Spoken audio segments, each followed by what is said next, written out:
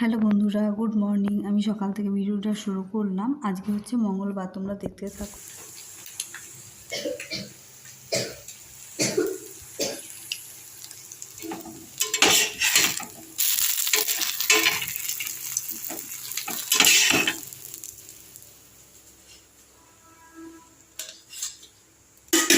বসো বসো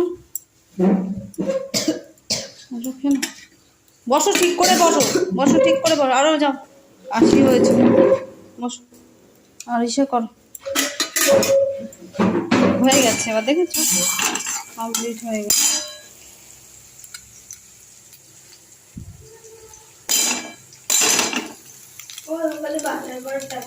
হ্যাঁ হ্যাঁ না, হ্যাঁ এবার দেখো, ছেলেকে স্কুলে দিয়ে আসতে যাব। সকাল থেকে সমস্ত কাজ বাজ তো মানে অনেক কাজ বাজ করা হলো।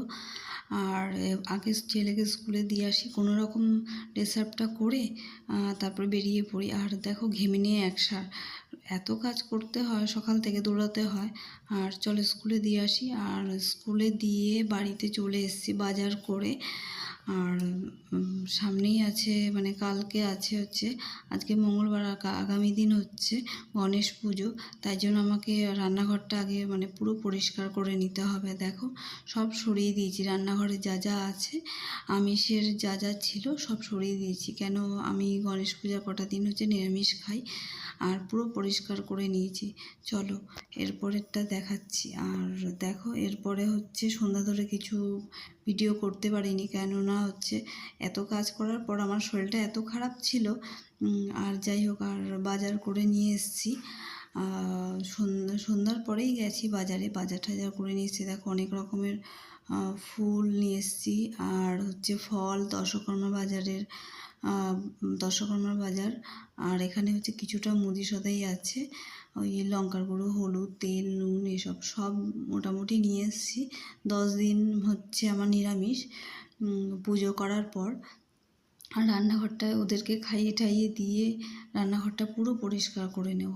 আর এখানে ফল কিছুটা নিয়ে এসেছি, লেবু ঠাকুর ঘরে 2টো রেখেছি। আর এখানে বাদ বাকিগুলো সরিয়ে নিচ্ছি। আর আমি হচ্ছে 1 সিদ্ধ ভাত খাবো, তার মধ্যে দিয়েছি একটু কিছুটা কুমড়ো আর আলু সিদ্ধ দিয়ে, ওটা কাঁচা লঙ্কা তেল দিয়ে মেখে খেয়ে নেব।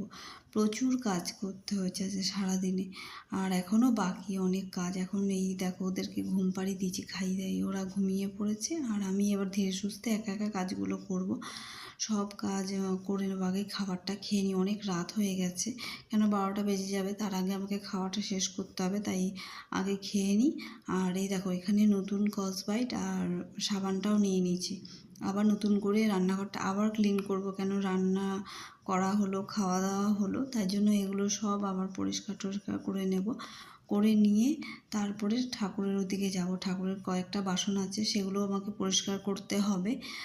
আর আর হচ্ছে পর্দা কেচেছিলাম ওই ঘরের, তাই জন্য ওই ঘরের ঠাকুর ঘরের সেটা লাগিয়ে দেবো পর্দাগুলো। ছেলেই বললো, মা চলো তোমাকে একটু হেল্প করি। আর দেখো, এখানে পুরো রান্নাঘরটা কিন্তু আমি পুরো পরিষ্কার করে নিই, মেজে ঠেজে সব পুরো কমপ্লিট করে নিয়েছি। আর দেখো, এখানে কটা বাজে, 12টা বাজতে 5 মিনিট বাকি। আর এখনও প্রচুর কাজ আছে, সেগুলো কমপ্লিট করে নিই। আর রাধে রাধে।